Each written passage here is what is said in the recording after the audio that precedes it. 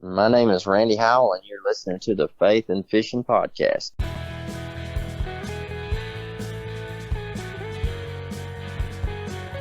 Welcome to the Faith and Fishing Podcast. I'm Cam. And I'm Robert. In every episode, we're bringing you faith stories and fishing memories from some amazing members of the fishing community. So join us as we shed a positive light on all things faith and fishing.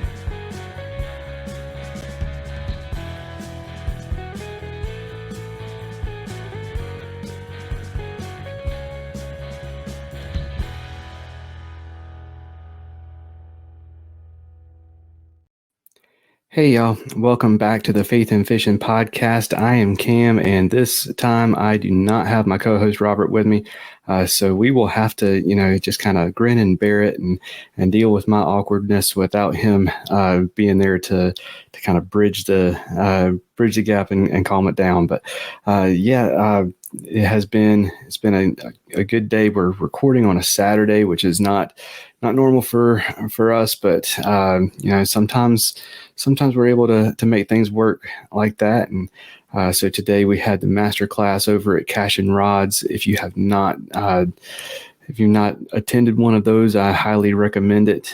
This one was for inshore saltwater fishing, and it was fantastic.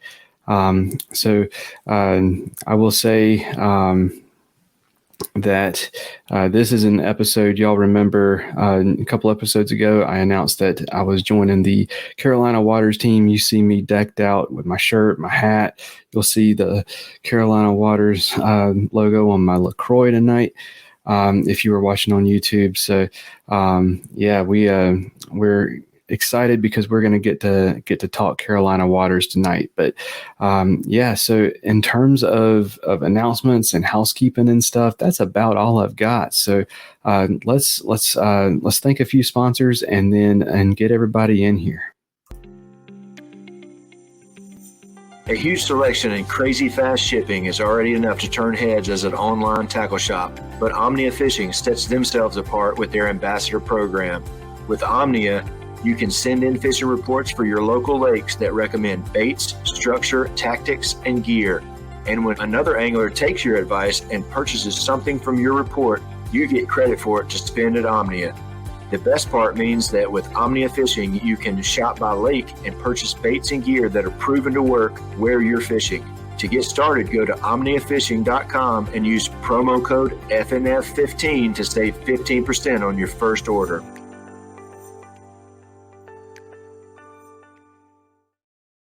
Mr. B Lure Company is making high-quality handcrafted lures and has been for 30 years, right here in the U.S.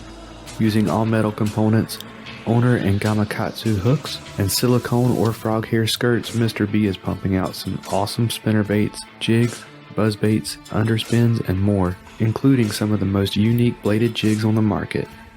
To fill up your tackle box, go to MrBLureCompany.com, that's MRBLureCompany.com, and use promo code FaithAndFishingPod1X10 at checkout to save 10% on your first order. That's Faith the letter N, Fish the letter N, P-O-D, so Faith and Fishing Pod, just like our Instagram handle, 1X10. All right, so before we keep going, just a quick note about gear. Finally decided to bite the bullet, buy a new mouse, and I'll be doggone if we did not get through an ad section without technical difficulties. So excited about that.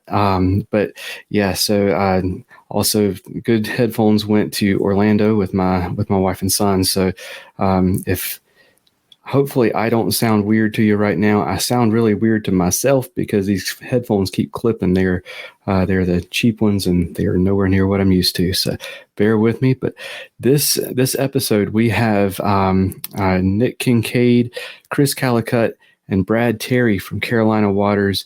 And these guys are the co-owners of Carolina Waters. So I'm excited to have y'all on. Chris, Brad, Nick, welcome to the show. Yeah, man, it's good to be on the show with you. Hey guys, how y'all doing? Thanks, Cam. Thanks for having us. Absolutely. So to get us started, kind of introduce yourselves to our listeners. Tell us who you are and what your role with Carolina Waters is. And I guess, Chris, we'll start with you. Sure. Yeah, I'm Chirs Callicutt. I'm one of the co-founders. Brad and I, Brad and I co-founded Carolina Waters in July of 20. So this was kind of our, our passion project, right? My bad, guys. I ain't done a podcast in a while, but yeah, we'll get there. But no, Brad and I have been good friends for 13 years now, 12, 13 years. And it's been a good ride, not just as a friendship. We've done a lot of cool things together. But, just to be able to start a little passion project that's turned into a really awesome small business has been really good. I'm a school teacher by trade, love the outdoors, love music, married, have kids, so I'm busy all the time. But, a lot of different passions, and hopefully all of them come to fruition in the passion that I show for them as well. Absolutely. And so you say you love music. Do you love playing music, or are you someone who loves going to concerts and enjoying the music? I've never really been a big concert buff. I'm more of an actual musician. That's how Brad and I actually met, is we started playing in a band back when we both went to CCCC in Sanford, North Carolina. So music's been a passion of mine for a long time. Started out playing guitar, play bass guitar, currently play drums at my church, and break out the acoustic from time to time there as well. So, and my wife is our current music minister. So still the lifeblood in me for sure. Absolutely. Yeah. I'm a bass player myself. So good to know. Good to know. Absolutely. So you said CCCC, and yep. Can you let us know what CCCC is? That is Central Carolina Community College. So I actually came home from my first 4-year college after a semester. Wasn't the best fit for me. Just got back together with my now wife at that time. So they came home to be with the community college for about a year and a half. And then, finished my education a little bit further south at Pfeiffer University, where I played tennis there as well. So I kind of bounced around during my collegiate years, but the journey took me to some awesome places and met some awesome people. Absolutely. And before we move on, what do you teach? I am a kindergarten through 8th grade PE teacher, so I get the full gamut. So 5 years old to 14 years old, pretty, interesting range, and I see them pretty much on a daily basis. So it's a really cool job. I enjoy the creativity of it. I get to stay active, so it's fun for sure. Awesome. All right, Brad, what about you, man? All right, my name is Brad Terry. Like Chris said, co-founded Carolina Waters in 2020. It was a big time passion of ours, being outdoors. I've grown up fishing and being outside my whole life with my dad. Spent a lot of time in the salt and in the freshwater doing a bunch of different stuff. My role with Carolina Waters, I do a lot of the legwork and back of house operations. I do all the shipping and receiving, bagging of merchandise, just keep the operational side running. Chris handles a lot of the managerial side with the actual merchandise and the product and doing the website. And I do the physical part with picking up products, getting it all out to you. If you make an order, it comes from me. So we take care of all that part. With the shipping, receiving department, aka my parents, they love doing it. They're both retired, and I love helping out. My mom's super organized, which is really helpful because I am not. And I'm a married, have a beautiful wife and 3 kids, and I am a store manager by trade on the day-to-day side. But yeah, that's what we do. Spend a lot of time fishing and hanging out with the family and doing Carolina Water stuff. Awesome. All right, Nick, your turn. Yeah, Nick Kincaid. I guess I came on in November of 21. Correct, guys? Give yourself a little more credit. I think it was October, actually. Maybe October, a little bit. Yeah. Just kind of seeing the passion and the, I guess the view that they wanted to go and, just wanted to join in on it, believing in what Carolina Waters is all about. And, fishing lifestyle, you can never have too many hats, but yeah, as far as Carolina Waters, I'm the director of pro staff. I love fishing. I'm an outdoors guy. If I'm not fishing, I'm hunting. My wife actually teaches at the same school as Chris does. And, you know, she kind of gets on me every now and then because she has me for this year. She had me from January 3rd to January 27th, because the 28th I went down to Harris Chain for the first Toyota Series tournament. So she didn't get me for not quite a month this year. But yeah, between fishing and hunting and stuff like that, I do have a construction company that I own. So you know, that's done fairly good throughout the years, and I'm at a point to where I you know, I try to make Brad and Chris jealous every now and then. You know, I kind of plan my fishing schedule around my work schedule. You know, if there's a tournament or whatever, I'm not working. So, but no, I've been married 18 years. Got 2 kids, and little man, hopefully he will, you know, I'm not going to say follow in my footsteps, 'cause I hope he's better than I am at things. But he's got a heart for hunting and fishing as well. So he's a handful, but he's a great kid. I can attest to that, being his teacher for sure. That is awesome. And for those of you watching along on YouTube, if you see Nick freeze up here and there, he is joining us from down in Myrtle Beach, from what I'm guessing is a hotel. Yes. So I'm surprised his internet is good enough for this. So we're gonna knock on this wood right here and hope that it continues at the rate that it is. But for those that are listening who are not listening because y'all are here and did not catch any of the times that I've said it before, what is Carolina Waters? So Carolina Waters to us, it's kind of a funny story. Brad and I, during the COVID years, we got kind of bored. His store was pretty much closed. My school was virtual. And so we had a little extra time to fish for once in our lives. And we said, hey, we want to start a YouTube channel. Well, unlike some YouTubers that get billions of views, we were not as lucky, nor did we have the equipment to make us look as polished as some of those guys.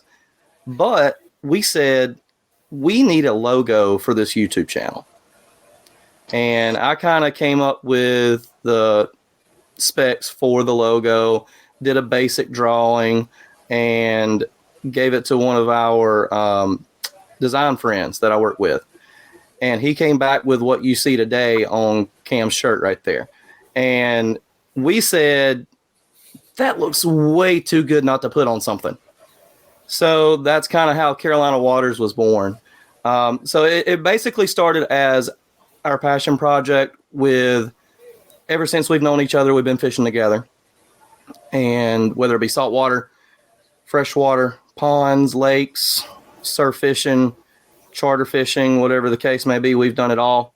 I just haven't taken him to the mountains yet, and that I wish that's going to be on the to-do list at some point, for sure. But we wanted to bring what we love and the products that we use, whether it be the performance wear that I'm wearing, whether it be the casual T-shirt that you're wearing, whether it be the designs of the hats. We wanted something for people that are like us, that enjoy what they do, want the good stuff while they do it, and just have similar interests, similar style. And, you know, our style is a little bit more stripped back than, say, some of your quote unquote louder companies. Even though I have a lime green logo, this is about the brightest thing we do. You have an orange hat. You know, that's two of the brighter things that we've done. Most of our stuff is kind of stripped back, a little bit more traditional, and kind of caters to not only a younger audience, but a little more traditional outdoors person as well. Absolutely. So I didn't realize that until I joined on the pro staff team, how young Carolina Waters is. So I didn't find out about it until I had shout out to J2 Country, Jay Jackson on the show, sharing his story, and great dude. And he was the one who kind of turned me on, and I was like, I was like, oh man, those are some awesome shirts. And this is a phenomenal logo. Y'all did a fantastic job. I've tried to make a logo myself, and I have not done a good job. That's why the logo that you see today, I hired somebody to do that, because visual creativity is not my thing at all. But I am so glad that there are people who are good at that, because they can come up with awesome stuff like that. So yeah, let's kind of dive into so y'all started out, and how have things grown for you? How have things progressed? What's been the evolution of Carolina Water so far? Brad, go ahead and take it, man. Oh, sure. Just from where we started in a product standpoint, we had kind of sublet through a third-party vendor our hosting and our services there for the first portion of our existence, and then we did okay with that, but we wanted more control, and we wanted to get product out faster to our consumers and our customers and our friends alike. And what we did was we took all that over, and Chris created our first website. And by doing that, we were able to find local vendors and source folks around the community that we use locally to we got our design in their hands, and they put us some awesome products together. So after that evolution, we started doing vendor events and shows across the state. And that really pushed us forward, to create opportunities to garner more interest in our products. And then this year we launched our new website and have gone full speed ahead and branched out into new product design. I've done a whole bunch of new stuff. So we try to do new stuff quarterly. Bi-quarterly to try to bring you new products, and we just keep getting better with the technology as well. This new website has done us a world of good, and we can definitely see we're garnering the results in that. But the evolution is, we started very basic and let someone do the shipping and receiving. But when we took that over and we took over our own website hosting, we really started showing some serious results, and and what you see today is as a result of that for sure.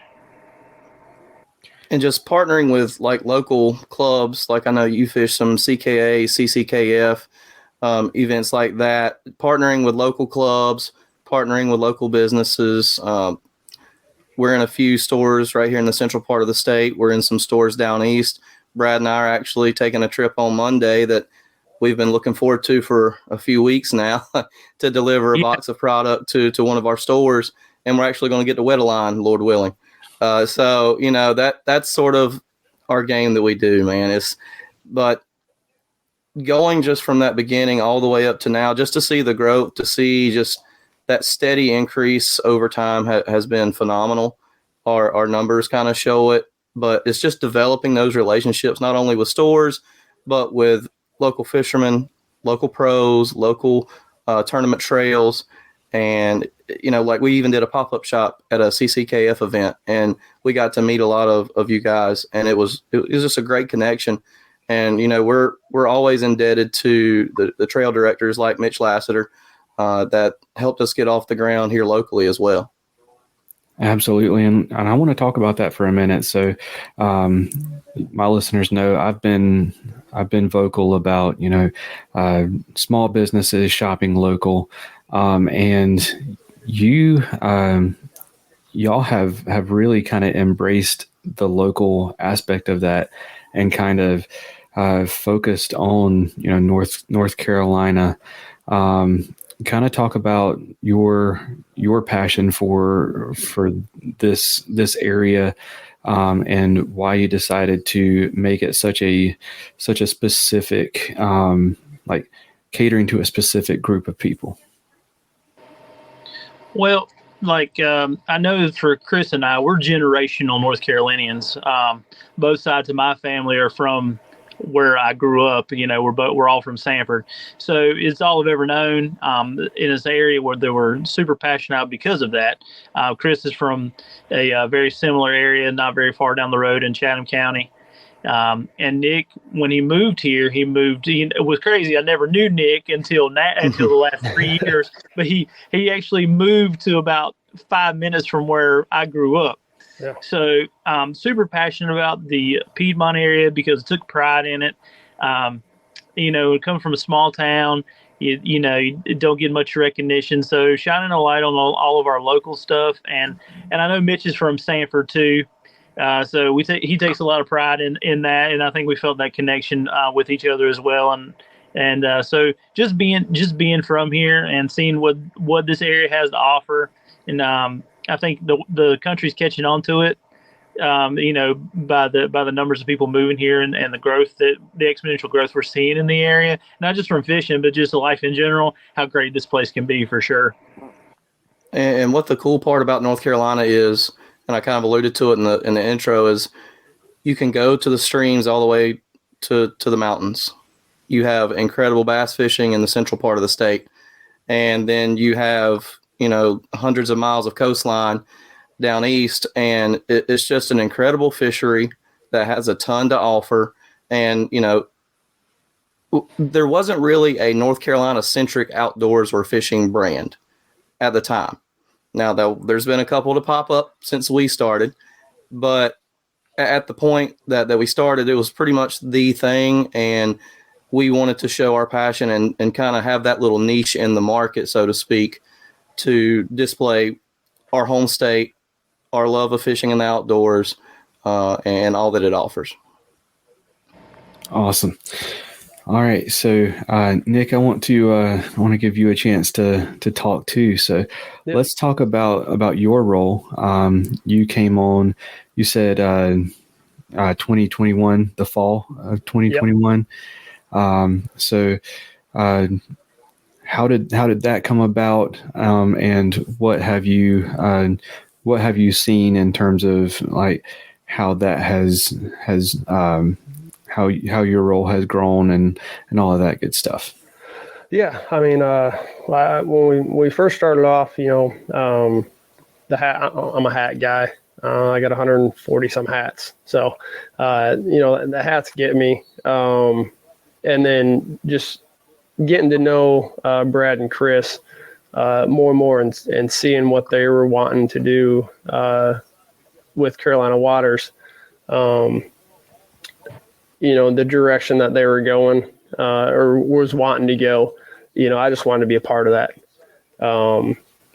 So we had talked and invested a little bit here and there, and they brought up that, hey, we'd like you to, be part owners in this. And I told them, I said, that's totally up to you guys. If that's what you want to do. And I'm very thankful that they did. It's been great. I think we all get along pretty good. And, we all have our own little niches, that we have in there. And, I think we complement each other very, very well. I've been doing construction since I was 12, and I got a business mindset. That's just how I am. If you're not in it to have a good product, I think is the first thing that you want to have. You don't want to be going out there and just trying to make $1. You want to have recurring customers. You want to have a good family base, good friendships out of this. Yes, we're in the business to make money, but we get to meet so many different people from everywhere. Not just North Carolina. I think about at the Raleigh show that we just had. There's people from out of states that came by and bought our stuff. And, I think the one of the number one compliments that we have is our stuff is good quality. We got our hats are Richardson 112s. I mean, that's, that's what a lot of people are buying and using. And I just think with that is that's one thing we got going for us. Absolutely. So, and I mean, we just, we all like to fish. It's great being able to get together. We poke fun at each other every now and then. 10 minutes ago, right before the podcast. I'm telling you, before the podcast, Chris sends a text saying, "Hey, what was it, 5 fish?" Yeah, over under 5 fish that me and Brad catch on Monday when we're at the beach. And then what was your response? So I said over for Brad and under for Chris. Which I believe if I was there as well, it would probably be an under for me as well. I'm not very good at surf fishing. I'm originally from Michigan. We don't surf fish, So, but yeah, I mean, we all went out last year, and we had a blast, fishing and hanging out and doing things like that. So, I mean, it's a great company. I like meeting all the different people. I like talking fishing. If I could, that's what I would do nonstop. But for sure, I got 2 kids and the wife's not, she don't like me being gone very often. So, and one thing that Nick really brings to the team is his point of contacts, being in the fishing industry and fishing these national level tournaments on MLF. Like, he didn't allude that because he probably didn't want to toot his own horn, but he fishes the MLF Toyota series. So, I mean, he's an accomplished stick. So he knows these people that could help us out and help grow the business. And that's why we wanted to put him as our pro staff director. So he's got us in contact with a lot of good people so far. Our team's been growing this year, and that's a lot of thanks to him. Yeah, I appreciate that. And just a shout out to Brent Ayler. He got 4th place today in awesome. Stage 1. So I texted him, a little bit ago, about 2 or 3 hours ago, and he's looking forward to Red Crest. Hopefully we can get that bill flattened out. I know he likes his bill almost like that, So we'll swing him over. They're coming. Spoiler alert. Yeah. So we'll get Mr. Ayler a Carolina Waters hat, and he'll sport it around. That's awesome. And I wanted to ask about that too. The pro staff team. So how did the pro staff team come about? And as a pro staff director, or somebody who is managing a pro staff team, that's something that a lot of anglers, especially younger anglers, everybody who's trying to start a YouTube channel or everything is trying to become a part of. Can you kind of tell us what it is that you look for in a pro staff member and what that looks like for you? Yeah. The first thing that I really like is to go through and, I check out your Facebook pages, your Instagram, your YouTube. I like to see how you generate things. Are you active? And not saying that's everything. We got one guy on staff, Mikey Nadu.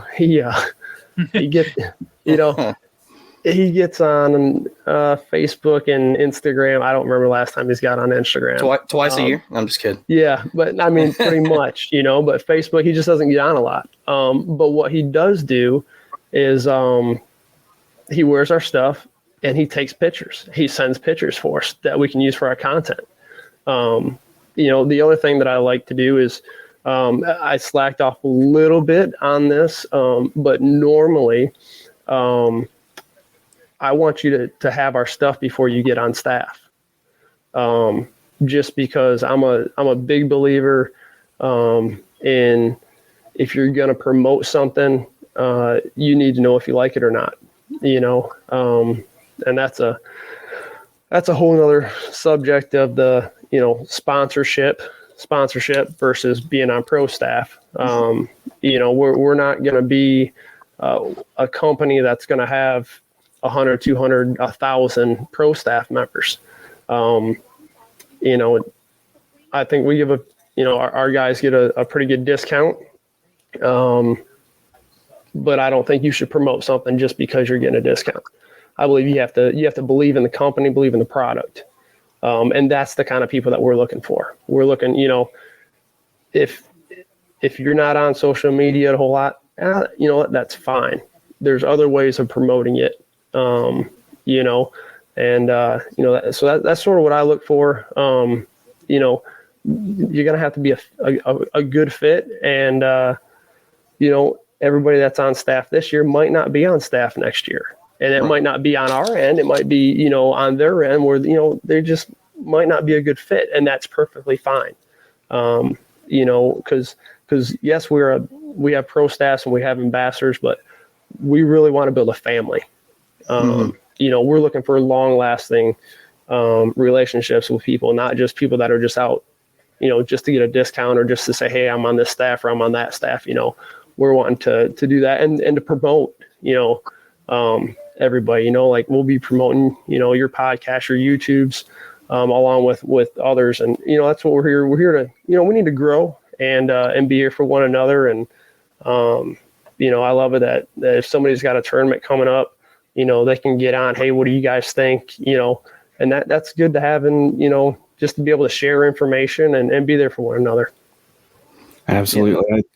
I get the Instagram messages all the time of, will you promote this product? Will you promote, you would be a good fit for our handmade jewelry.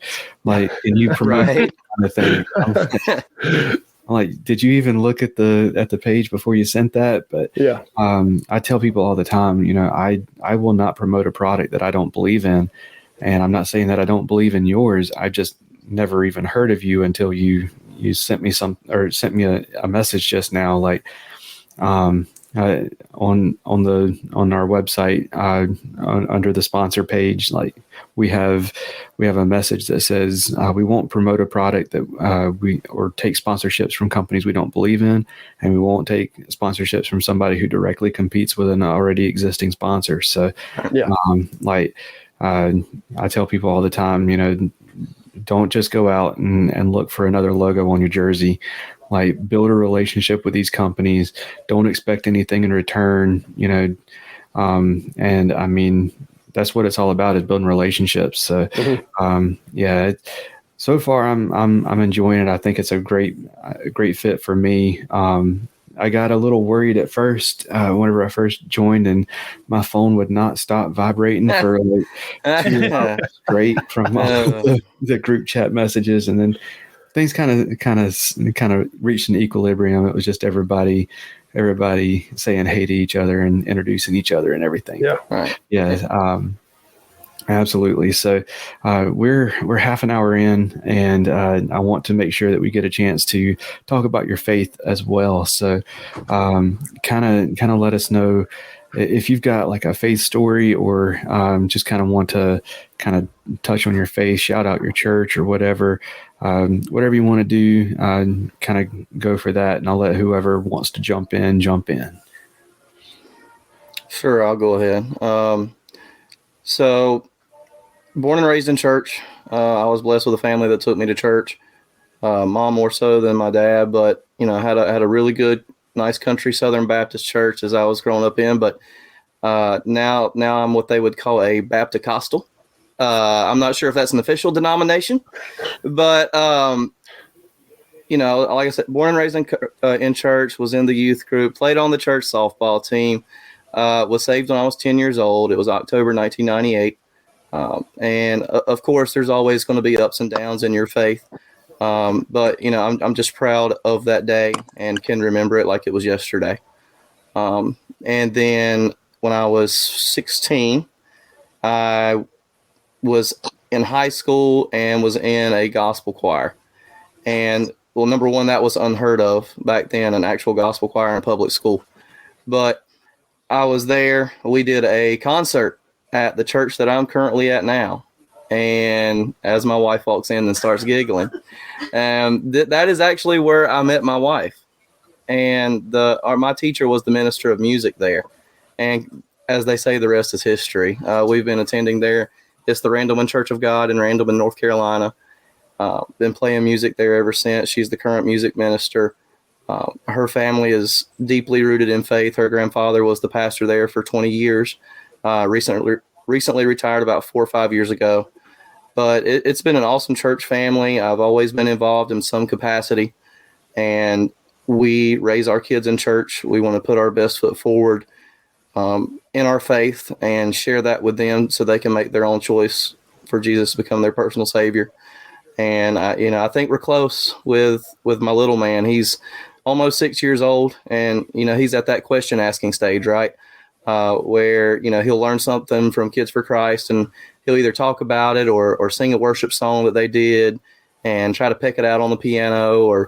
And it's just so awesome to see the evolution of my faith and my wife's faith, to see that go into our children. It's a really neat experience for sure. Absolutely. My son is almost 2, and he's at the stage of getting his like kids Bible that has Noah's Ark on the front and bringing it to me and say, animals. Yeah. Right. Not quite at the question asking stage yet. Yeah. I'll go For next. sure. We probably started going to church with my mom when I was about 5 years old, up in good old Michigan. And when I was 10, I was saved. It was a Wednesday night, and little Miss Debbie Anderson, she's no longer with us, but she just got the plan of salvation down to my level to where I could understand it. And the Holy Spirit just really dealt with me that day and that night. And then that's when I asked the Lord to come in my heart. Now I grew up in church, like I said, since I was 5, and got 15, 16 years old, and decided I would want to do my own thing. So I was rebelled, I guess you would say, and just really didn't want anything to do with the Lord or church or anything like that. And I was dating my wife at the time. We've been dating, seems like forever. No, Lily. But got married when I was 20, and when I was 22, I guess 21, 22, we actually moved down to North Carolina, and my wife's the one that actually got me back into church. So we've been going to church ever since. We go to Community Baptist Church on Hampstone Road in Siler City, and both the kids are saved. My wife's saved. I'm saved, and we're doing good. We've got a great youth group for the kids. A good friend of mine, Josh Smith, is our youth pastor, and he's been doing that for as long as I know of him. I've known him and been down here. So church is a good thing. Everybody always ask, you guys go to church an awful lot. Well, we go to church Sunday morning, Sunday night, and Wednesday night. It's and we love it. The kids love it. I do the music media for our church. And to be honest with you, I don't know a lick about music. I couldn't play an instrument if my life depended on it. I don't sing, but probably about 6-7 years ago, the preacher asked me if I'd do it. And with the Lord's help, I've learned to use the board, and I guess I make people sound good. So that's good. But yeah, growing up, we was in church. I got 2 younger brothers. And Mom just always had us in church. So we have our kids in church. It's a good thing. And I'm just very thankful for the Lord's leading. And,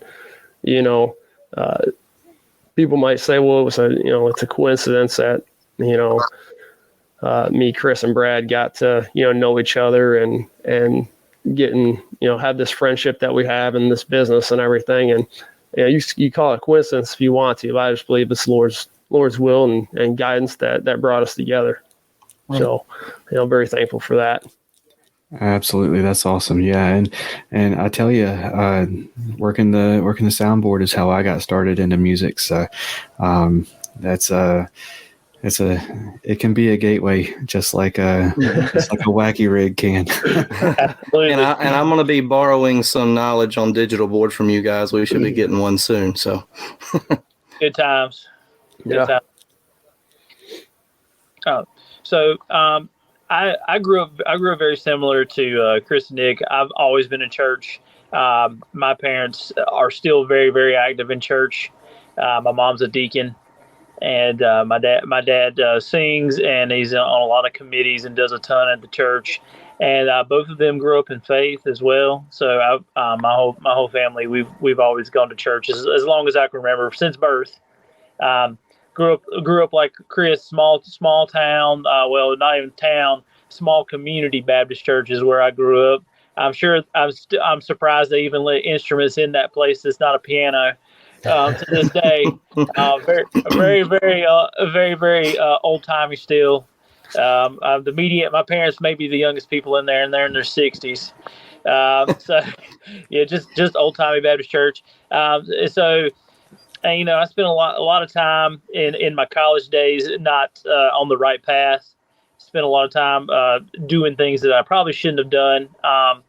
And then I met my wife, and she straightened all that out. And she has a very faith rooted belief system, and she studies and does a lot of Bible reading, and she actually homeschools our kids, and they do scripture every day and do Bible every day, and the kids have to learn Bible verses because they go to a homeschool group on Wednesdays, and they have to recite Bible verses for homeschool groups. So we do a lot of stuff with the kids. And I've been active at Mount Pisgah Presbyterian and Holly Springs Baptist. We kind of go back and forth between the two. The kids have a really good relationship with a bunch of different people. So, and our family's kind of split on those two. So we spent a lot of time with that. Just grew up believing. I was baptized when I was 8, saved at that point in time. And, and then, being in a relationship with Chris and Nick, they keep me rooted because I'm kind of the wild one out of the group, if nobody could ever tell. So, I'm kind of the wild one. So they, having them as my brothers, not even my friends, as my brothers, they definitely help me keep me grounded and have a faith-based path in life. And those relationships are super important. That fellowship that we have together has definitely made me stronger in that regard for sure. Absolutely.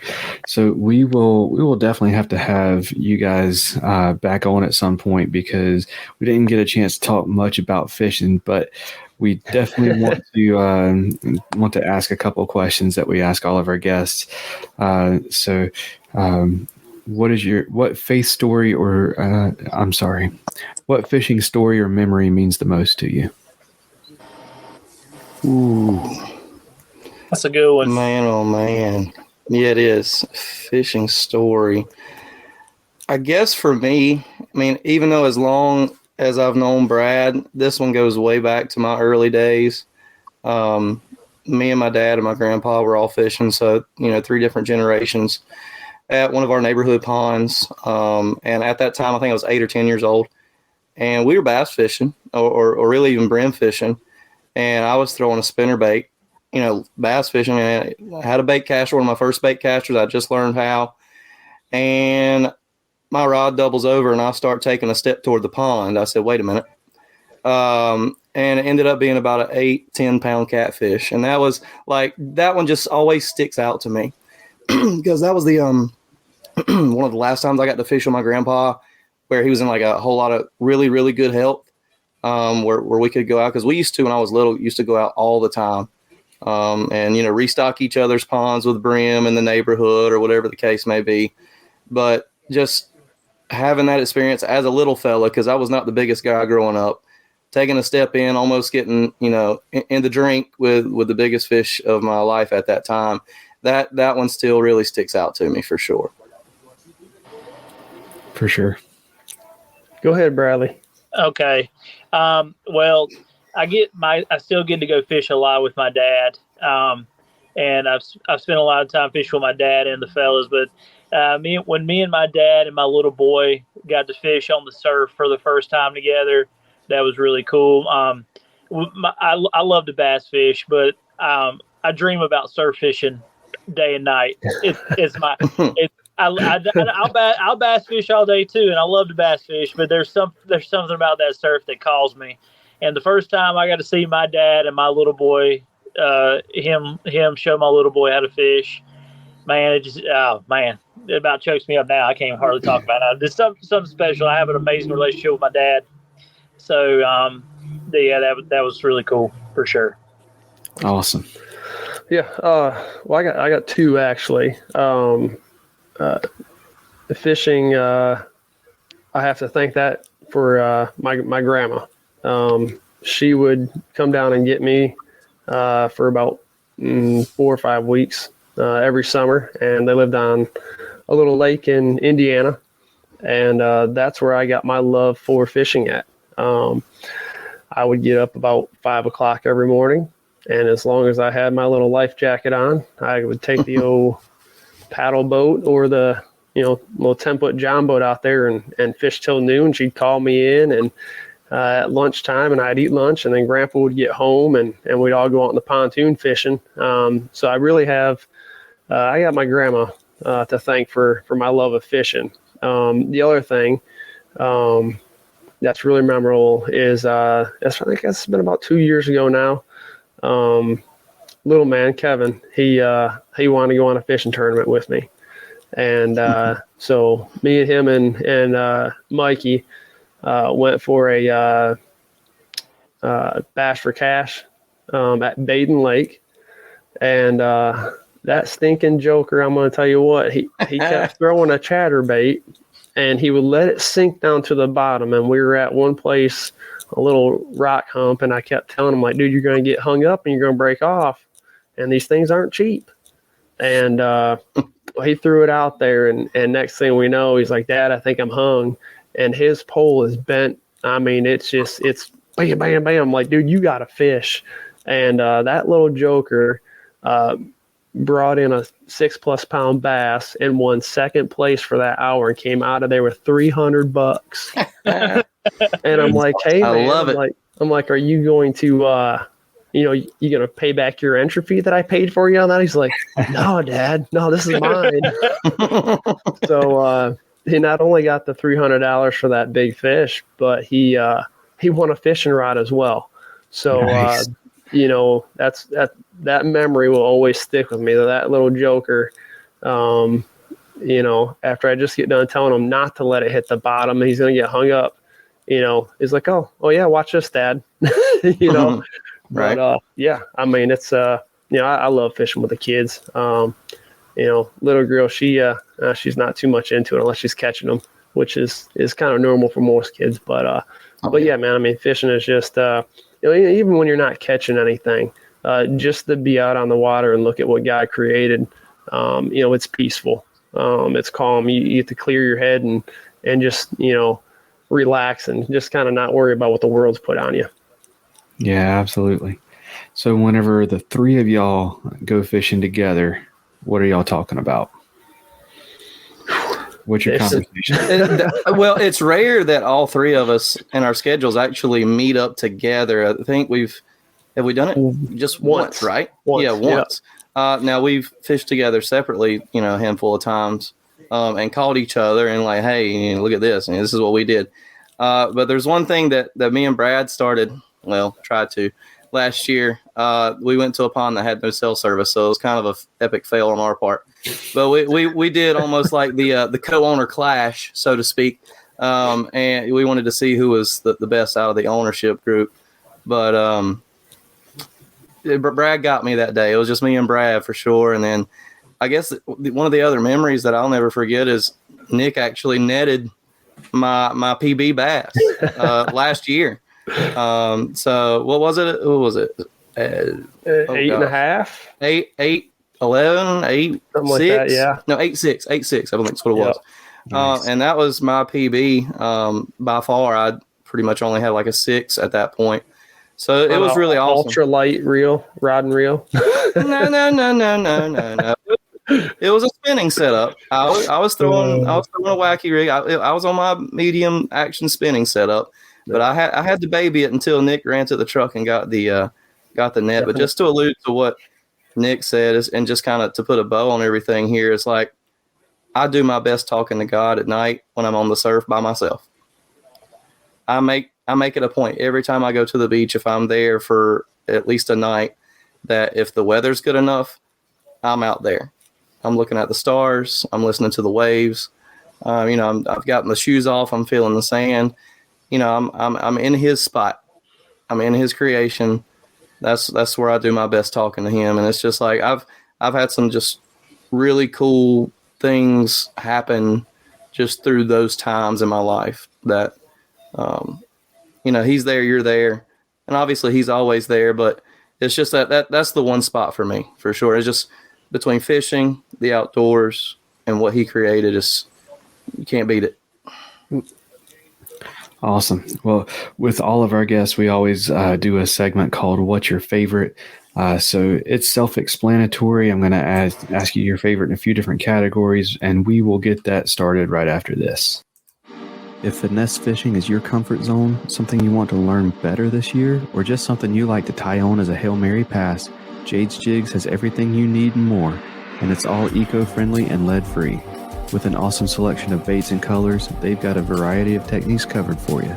Finesse jigs, underspins, Nico weights, Ned rigs, and more are all waiting for you at jadesjigs.com. And while you're there, use promo code FNF10 for 10% off your purchase. That's jadesjigs.com and promo code FNF10 for 10% off.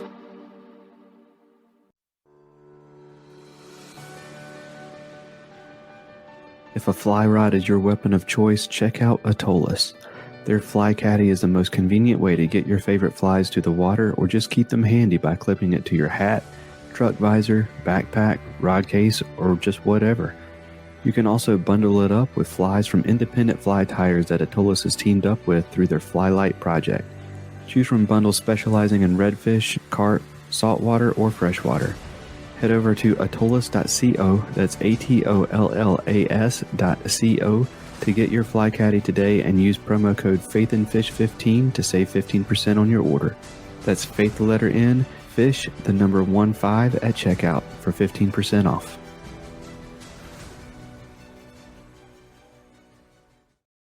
And you guys watching on YouTube, I apologize. I still have not fixed that ad for Atollas. Use the promo code that you hear and not the one that you see on the screen.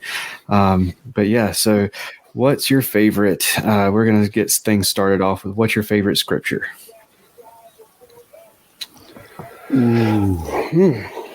My favorite chapter, I would think, would be Romans 12, because it tells us a lot of what to do, how to do it, how we should treat people, how our faith should be. And that's one that we talked about in youth camp many, many moons ago. And that passage has stuck with me throughout my life. I'm going to have to go with Philippians 4:13. I can do all things through Christ, which gives me strength. You got that in your back pocket. And, when the world is down on you or you're feeling like nobody cares or whatever, just bring that verse to mind and, He's there. You can do it. He can give you the strength to do it. Absolutely. Brad, what about you? Did he freeze? Possibly. Can you hear us, Brad?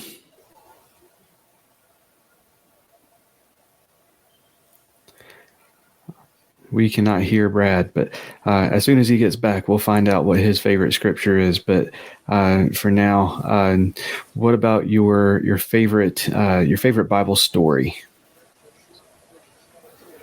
Ooh. Oh man, got the tough ones today. Well, I mean, I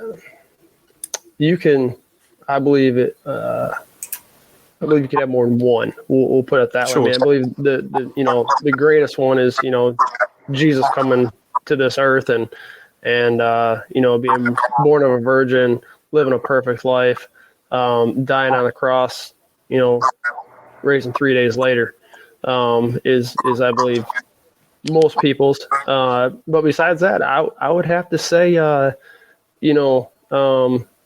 the three Hebrew children that got thrown in the fiery furnace, just their faith that they had, and not wavering with, you're gonna get thrown in the fiery furnace and die, to where, they didn't care. They had faith, and their faith, proved that Jesus can help them and save them. The Bible says if you have the faith, the grain of a mustard seed, you can move mountains. And so that's just three Hebrew children. Just to have that kind of faith would be one of my favorites. Absolutely, and with names this fun to say, you've got to say them: Shadrach, Meshach, and Abednego. That's it. All right, so Brad, your favorite scripture, man. My favorite ones come from where Paul was at his lowest points, writing to different churches while he was in prison. So any of those passages. And the reason that is because he found the greatest joy at the lowest point of his life because he had faith in Christ. And that's something that I have to look through all the time. I fight through a lot of stuff on a daily basis.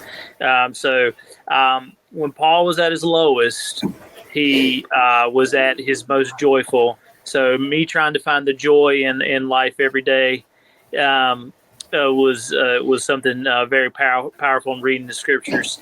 And it's crazy because my wife and I shared this with you guys in our group chat. My wife just got me the new Jimmy Houston devotional, and the first day I opened up was one of Paul's letters. I think it was through to the Thessalonians, and it was about finding joy. I was like, it's like the Lord just poked a hole right through me. He's like, I'm speaking to you, and so those are always my favorite scriptures when Paul speaks to the people. So absolutely, and so Brad and Chris, favorite Bible story.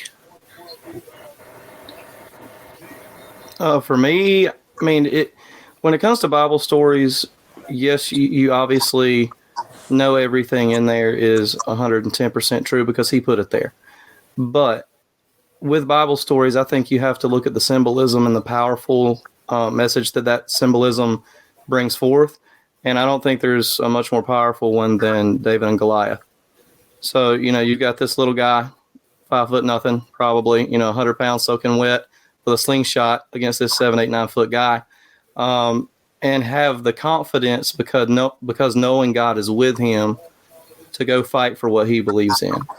It's just a powerful symbolism. Just again, being that little guy growing up, and not always having the loudest voice in the room for myself. I've got to kind of use that confidence, right, to step up and do those bigger things in life with his help. My favorite is I love Paul. So when Saul turns into Paul as he's walking the Roman road. So that's when Saul turns into Paul and finds the Lord. That's always my favorite. And spend a lot of time reading the Roman road. In the finding your way to salvation. So that's my favorite. Absolutely. All right, your favorite fish to catch. We talking freshwater, saltwater, or both? I mean, fish swim in both. I'm gonna surprise some people. But I'm gonna save mine. Y'all go ahead. No. Y'all go ahead. Nick, you go ahead, Nick. Is it small jaws? Small jaws, yes. Yeah. Man, I should have went first because he stole mine. Yep. Growing up in Michigan, we got the Great Lakes there, and there's nothing like getting a 5-6 pound smallie on 6 pound test. So yeah, it'd be small jaws, and if I had to pick one for saltwater, I'd have to go with a dolphin fish, just because they're tasty. For sure. So saltwater, I love to flounder and pompano. I know it's a weird combination, but if you made me pick one to catch from the surf, like catching those tank pompano, they just fight different, especially the citation size ones. And I love flounder, so flounder's up there. And being from North Carolina, it's all bass, large, buckets, so freshwater. And for me, I mean, it's smallmouth too, but being a North Carolinian, we don't have that many outlets to fish for those. So I actually caught my first smallie, what was it, 3 years ago? I was in Tennessee fishing. Oh my goodness. What river is that? Oh gracious. I don't even remember, but there was this public park that I knew was holding fish. And I just took a micro and a little 2-inch pokey shad, which is the fish catchingest bait, by the way, of any species I have ever seen. I've caught anything and everything on that bait, but 12, 14-inch smallmouth on, again, 4-6 pound test on an ultralight setup in a river, it's really cool. You have the water moving, the fish is fighting hard. I would take a 14-inch smallie over 4 or 5 pound largemouth any day of the week. Absolutely. All right. Your favorite fish to fish for. So what's your favorite to target?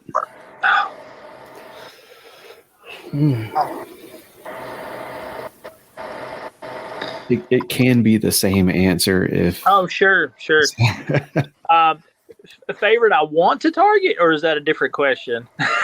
I want to catch a giant cobia is what I want to catch. I want to sight cast for a 40 pound or 50 pound cobia is what I want to do. If nobody's ever seen that, it's like, catching a 50 pounder on top water, it's nothing. Who's sad about that? Yeah. So target though, probably bass or flounder.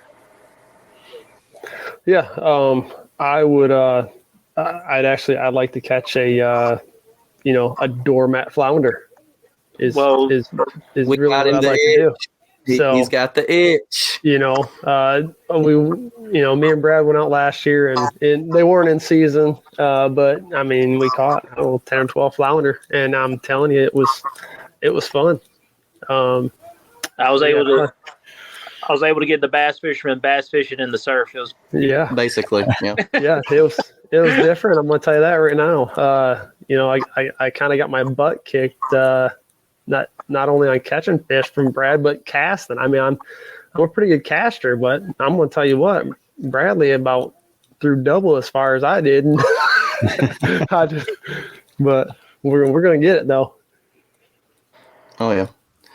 For me, I'm gonna go. Brad kind of stole the thunder there too, but to me, there's not much more of a challenge than trying to find a wild trout in the mountains, because the water is clear, the water is shallow.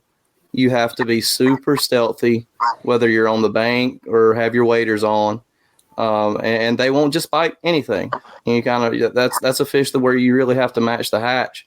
And I'm not a fly fisherman, so again, I take my ultralight tackle. I'll either modify or search far and wide for a single hook rooster tail or a little beetle spin, something flashy, something fishy. And they typically, I can get a couple. So I've only caught, I think, 2 in my entire life, but the one was a very nice rainbow. It was a gorgeous fish. Wish I would have took more pictures of it, but there's a little area in the mountains called the Wilson Creek Wilderness area that's super awesome, that you can just kind of park anywhere and you have rivers for miles. That's awesome. All right, your favorite fish to eat? Ooh, that's an easy one actually. Walleye. The walleye cheeks are like a scallop, and you guys. Well, no, we do have walleye in North Carolina. Gaston has quite a bit of them. I would think Carr does, but what about like sure. Fontana? Yeah, no. Lake James does. James does. Okay. Well, James is the Omeka of smallmouth fishing in North Carolina. So, but yeah, I mean, the cheeks on a walleye are just, the cheeks and the wings, they're just fabulous. My favorite is a pelagic species. Wahoo is the best fish. My favorite fish I've ever ate. A blackened grouper sandwich is hard to beat. Very true. Very true. It is hard to beat, especially at the coast. Mm-hmm. So wahoo, some grouper fillets and some wahoo nuggets. Yeah, there you go. So Nick, how do you like to cook the walleye? I just fry them in a pan. A little bit of salt and pepper, and I'm good. Yeah. It's a very good white meat. I mean, it's fabulous. I like, smoked trout is very good as well. Mm-hmm. Chris, didn't you blacken some red drum on the half shell? I did, and it was delightful. So yeah, just a little blackened with a little lemon juice on top at the end, and bake it in there for a little bit. It was really good. Heck yeah! All right, and Brad, with the wahoo, you said wahoo nuggets. You frying those? Yeah. Get your favorite batter. I get you some house archery, little flour, house archery, batter them up, deep fry them. It's on point. I mean, it's like super not, you bleed them so they're while they're alive, and so it's not gamey at all. Nice firm white meat, really really good. Y'all making me hungry. Little slaw with it. Yeah, the only time I've ever had wahoo, it was raw, and it was phenomenal. So I can imagine it cooked. It's also phenomenal. But all right, so now that all of us are hungry, our stomachs are growling. your favorite fishing snack? Ooh. Anything, Little Debbie. Yeah, jerky. I gotta have jerky out there. Pack of nabs. Yep. Nice. Yeah. So, Chris, what is there a particular Little Debbie that just is your favorite of the group? I think you have to go oatmeal cream pie on that one. Negative goes prior to the fudge round. There's no chocolate in that thing, man. The fudge round. You gotta have chocolate. Come on. Fudge round. I'm a Nutty Buddy fan, so Nutty Buddy's classic. Yeah, I mean, you can't really. There's not a wrong answer, I don't think. There is an oatmeal cream pie. like whoever says cosmic brownie's gonna get it. We're not doing cosmic brownies. Yeah, so it's funny. My co-host Robert, he also said oatmeal cream pie, and nice. And then Jimmy Houston said the white Little Debbie snack cakes. So the zebra cakes, yeah, the zebra cakes. So Nick, you got a particular brand or flavor of jerky that's your go-to? Shiner Stash jerky, over on the west side of the state. And their teriyaki is pretty good. They got a bunch of different flavors though. Dude, those deer sticks that you got from Harpley's in Asheboro. Shout out.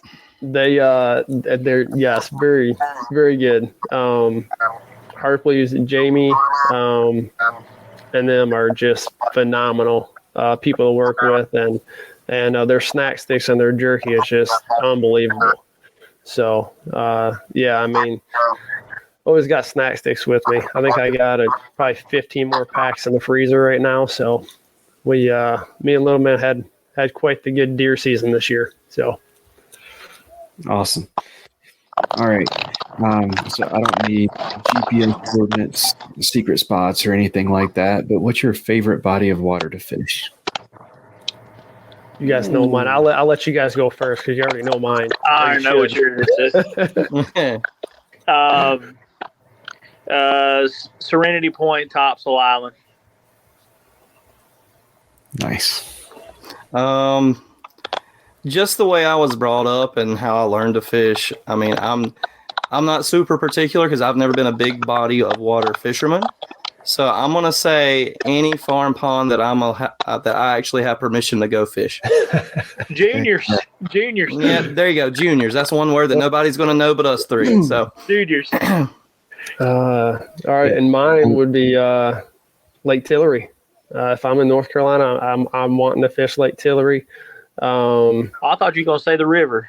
Roanoke River would be right there with it. I would actually rather fish Roanoke River, or the river systems, I should say, but really Roanoke River year round if I could. We got 14 club tournaments this year, and if they were all at Roanoke, I'd be perfectly fine with that.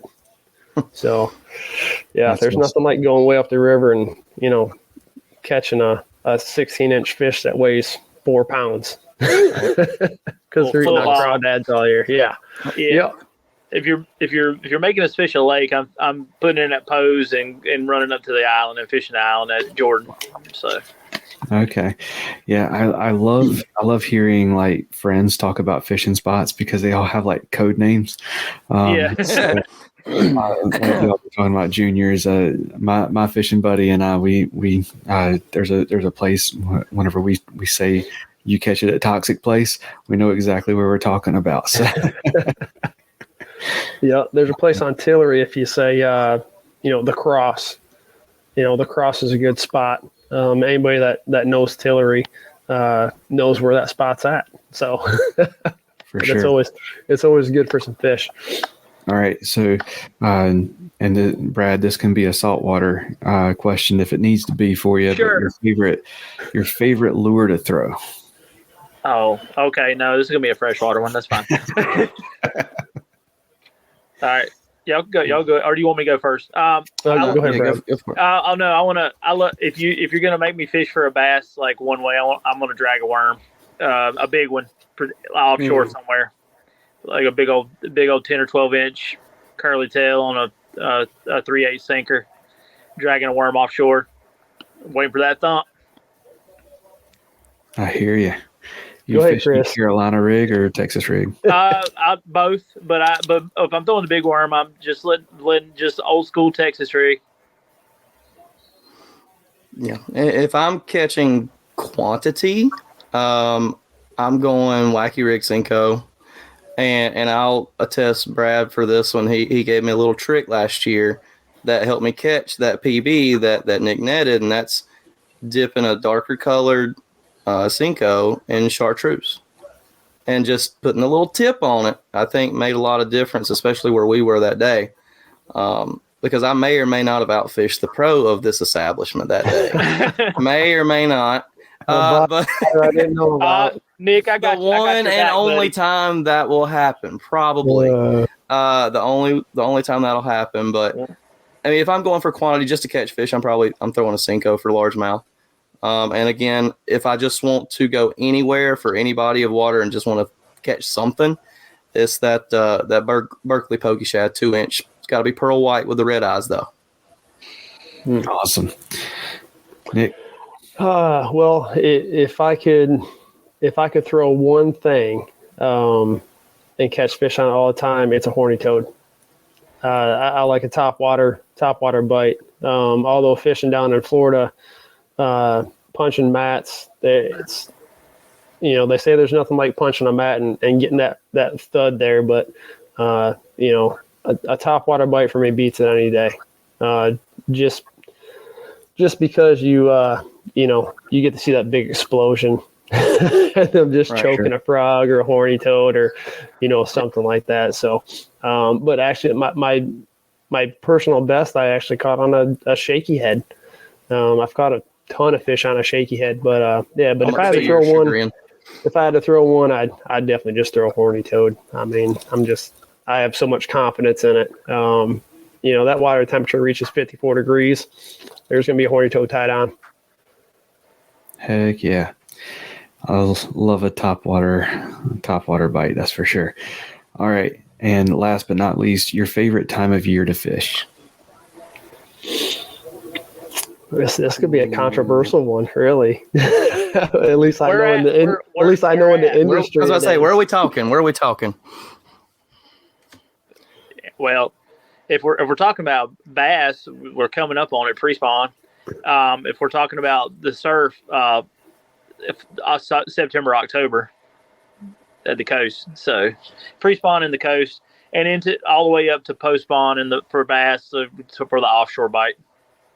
I mean, for freshwater, for me, I'm a teacher, so I get to fish more in the summer naturally. But I think if you're just searching for that one fish, wintertime, even though it might be 40, 50 degrees outside, you're looking for that one big bite.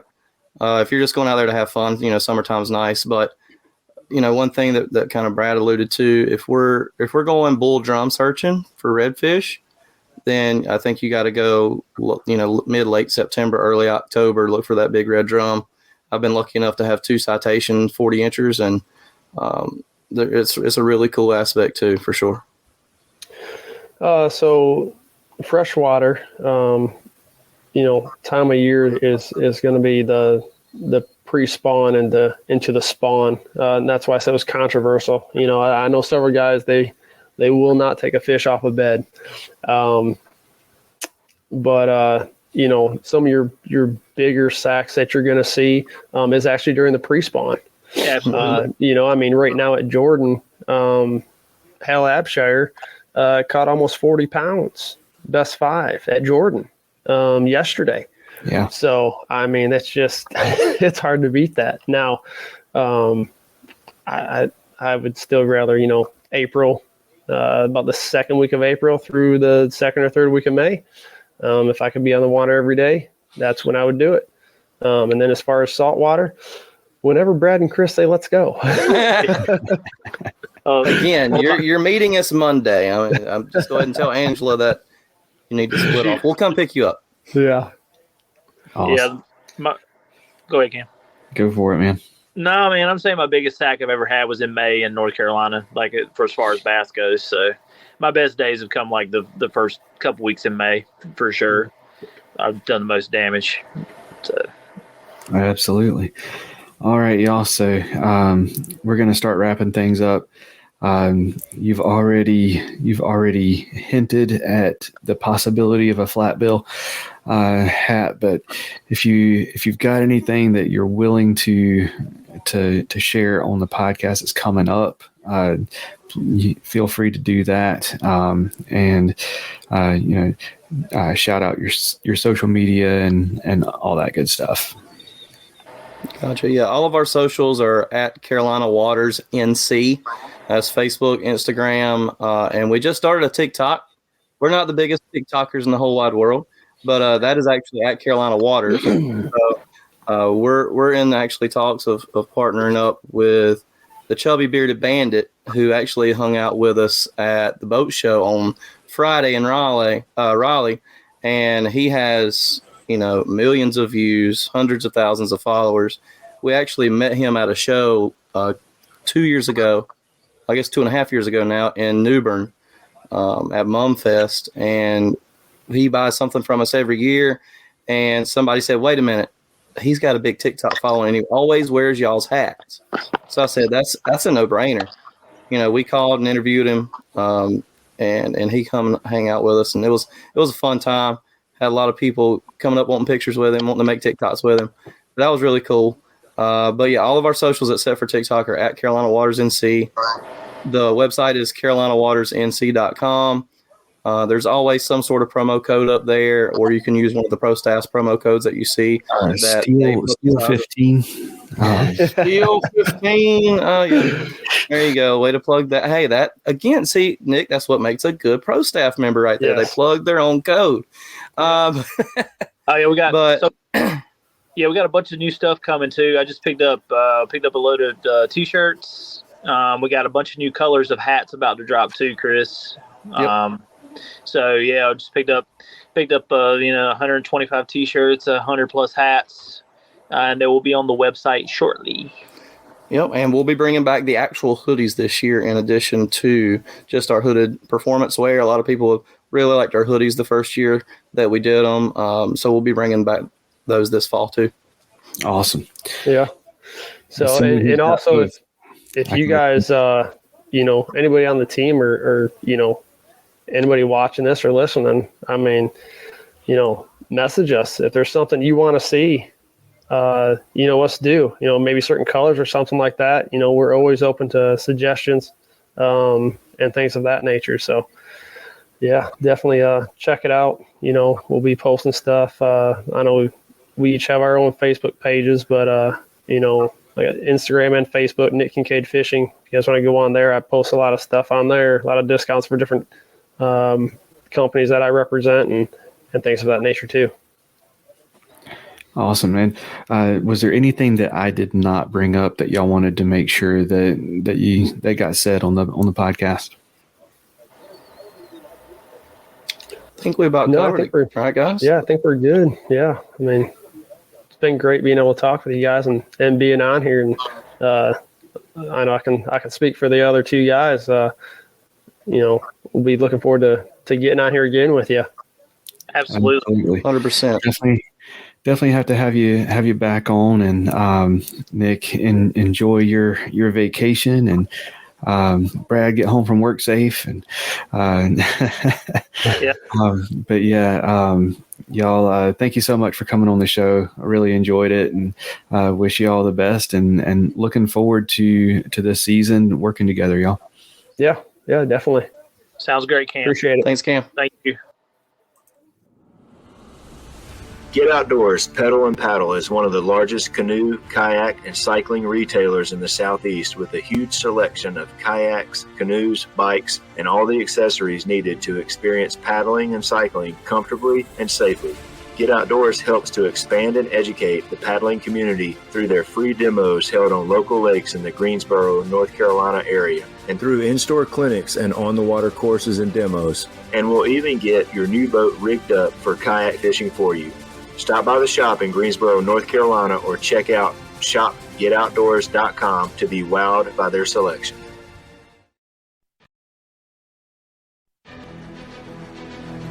Few things ruin your day on the water as bad as losing gear, but with the retrieval devices for fishing rods, action cams, bow fishing bows, and more from Save Your Outdoors, you don't have to let dropping your stuff ruin your day because you can get it back. The pressure-sensitive filter keeps water from rain and quick dips in the water out, but it lets water in when your gear goes overboard to release a float attached to your gear by 60 feet of line so you can get it back. Go to SaveYourOutdoors.com to learn more and try some for yourself, and use promo code FNFP15 to save 15% on your order.